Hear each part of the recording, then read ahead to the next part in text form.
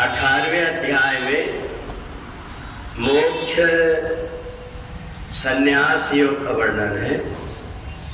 त्याज्यम दोष बदिते के कर्म प्राहु मनीषिणा यज्ञ दान तपा कर्म न त्याज्यमिति चापरे। अर्जुन ने भगवान से पूछा, ये जीवात्मा की मुक्ति कैसे होगी? भगवान ने कहा, वैसे तो ये जीवात्मा बंधा हुआ है ही नहीं। अगर हम किसी खंभे को पकड़ ले और ये कहें कि खंभा हमें छोड़ नहीं रहा है, तो ये हमारी अज्ञानता है। ये जीवात्मा बंधा हुआ है ही नहीं है। इसकी मुक्ति के लिए कोई प्रयत्न करने की जरूरत ही नहीं रहती। केवल जो अज्ञान और भ्रम हमको हो गया, ये भ्रम को भर दूर करना पड़ता है। और इसलिए भगवान ने कहा, ये भ्रम को दूर करने के लिए किसी व्यक्ति को डराने की आवश्यकता नहीं। एक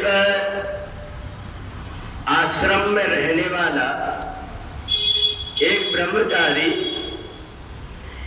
एक महिला के प्रेम में ऐसा उलझ गया, उसको ये समझ में नहीं आ रहा था कि मैं क्या करूं।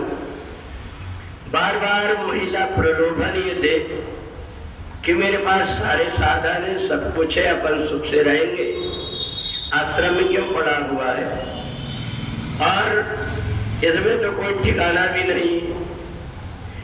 गुरु ने इस बात को देख लिया, परंतु शिष्य को डराया नहीं। ऐसा करेगा तो तू नरक में जाएगा, ऐसा तेरे को नहीं करना चाहिए।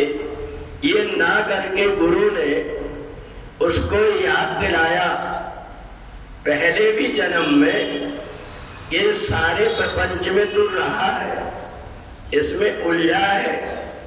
बाद में बहुत सिर पीटते रहा कि मेरे को मुक्त कर दो। अब तेरी मुक्त अवस्था होने की स्थिति आ गई है। इसमें तेरी जो उलझन है, इसमें तू स्थिर होकर के देख, अपनी सूरत में स्थिर हो जा और देख कि ये सारे काम जो जीवात्मा करता है, खाना पीना सोना लड़के बच्चा पैदा करना, ये तो हर कोई कर लेता है। पर कोई ज्ञानी वितराग महापुरुष परमात्मा की तरफ बढ़ता है ताकि ये संसार का संतुलन बना रहे, संसार में धर्म के आचरण हो। परमात्मा ने तेरे को चुना है, अब तू अपने आप में स्थिर हो जा।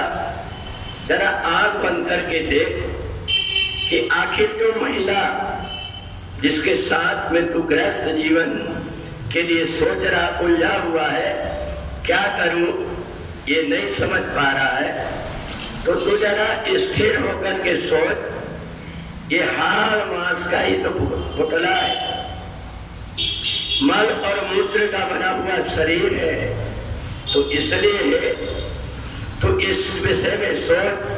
पहले भी तू जब उलझन में पड़ा तो बुद्धि से काम लिया, इसलिए बुद्धि से सोच।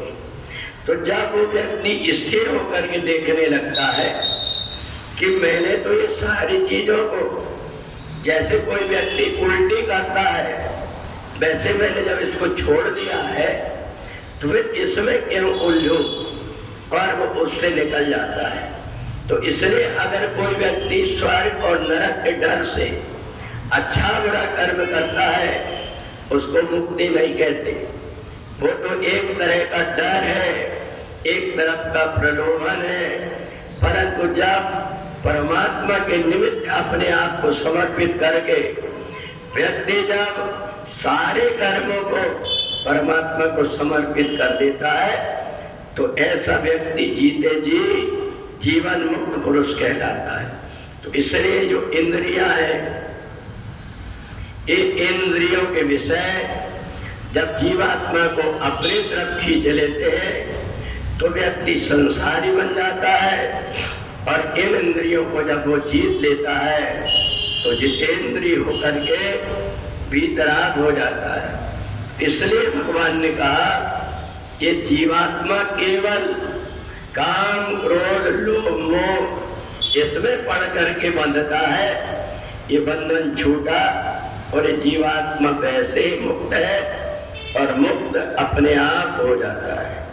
बोले वृंदावन बिहारी लाल की।